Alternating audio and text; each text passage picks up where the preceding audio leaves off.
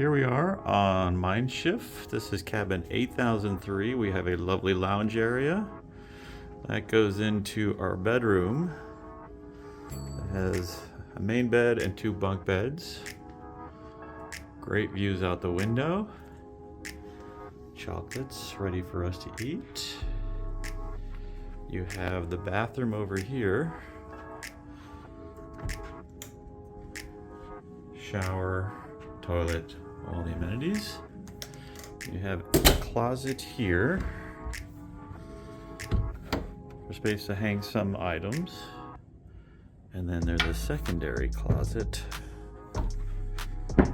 over here, which you can put more items in. And this is nice if you want to separate yourself from the rooms.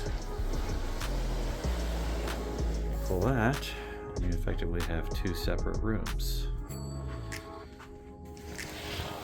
All in all, not a bad little cabin.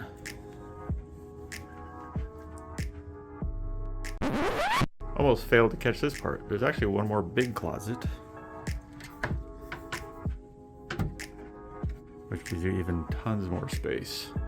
And on top of that, you have all these drawers here. So plenty of space for storage.